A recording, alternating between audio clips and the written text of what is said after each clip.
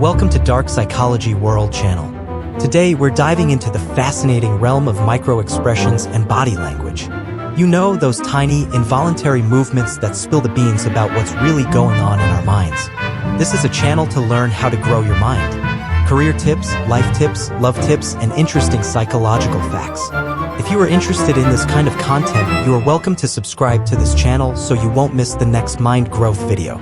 Ever heard the saying, the eyes are the window to the soul? Well, it turns out our feet might be even more revealing. That's right, folks, your feet can't lie. They're like the blabbermouths of the body, always ready to spill your secrets. Now, you might be wondering, why the feet? Well, it all goes back to our primitive survival instincts. Back in the day, when danger lurked around every corner, our feet were the first to react, ready to bolt at a moment's notice. So, if you want to know the truth, start by watching the feet. But let's not get ahead of ourselves. Body language, just like spoken language, is a way for us to communicate. While spoken language is active, body language is more passive.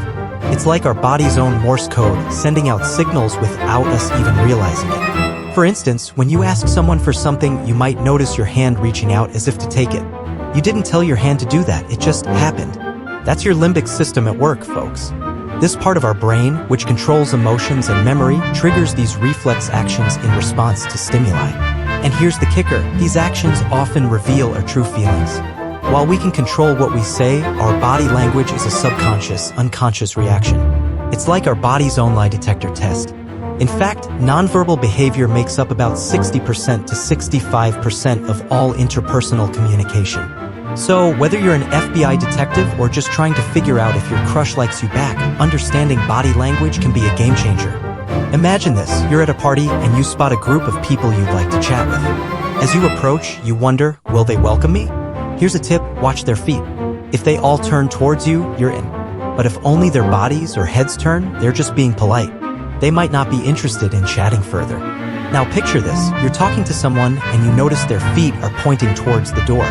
That's a sign they want to leave. It's not necessarily about you, they might just be in a hurry. Here's a story. Joe Navarro, a 30-year FBI veteran, was once in a 5-hour meeting with a client. Suddenly, he noticed the client's feet were one behind the other, leaning forward, ready to stand up.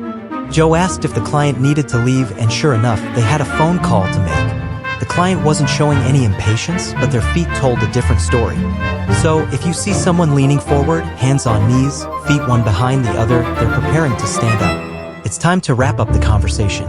Ever seen someone's foot bobbing up and down, tapping a rhythm? That's a sign of happiness or excitement.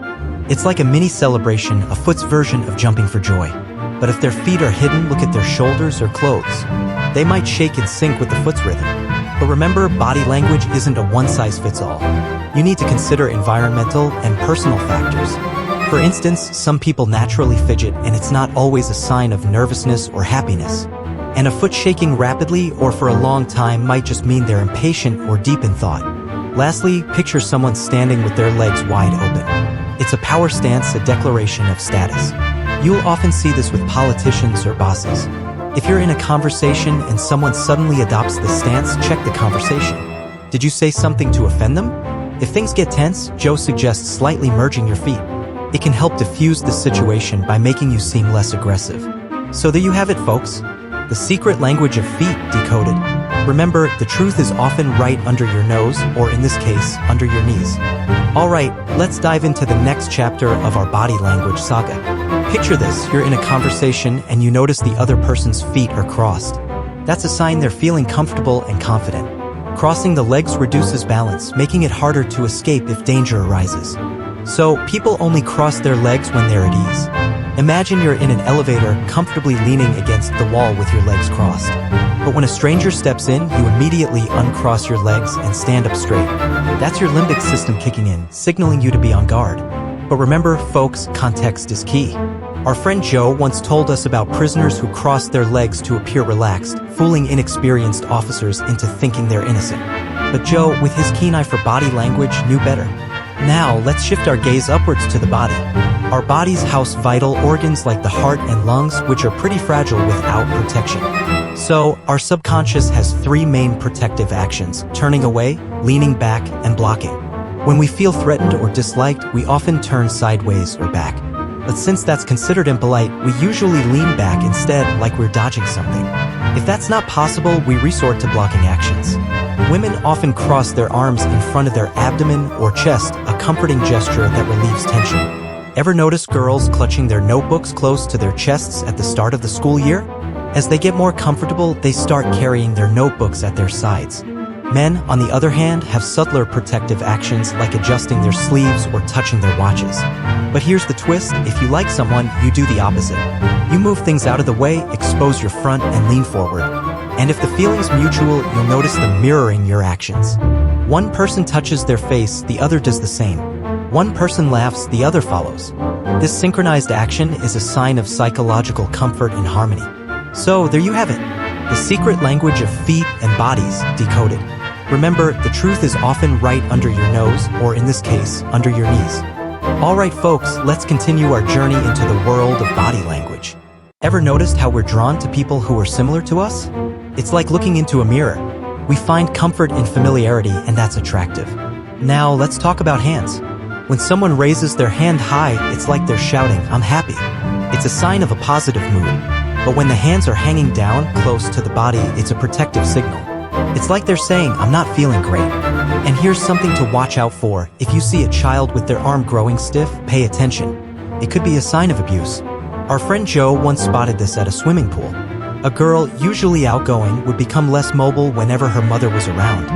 Joe noticed bruises on the girl's arms and alerted the supervisor. Turns out, the girl was often abused by her mother. Next up, soothing actions. These are things like touching your face, neck, chin, or hair. It's like giving yourself a mini hug to relieve stress. It doesn't necessarily mean someone is lying, but it often appears when people are nervous or uneasy.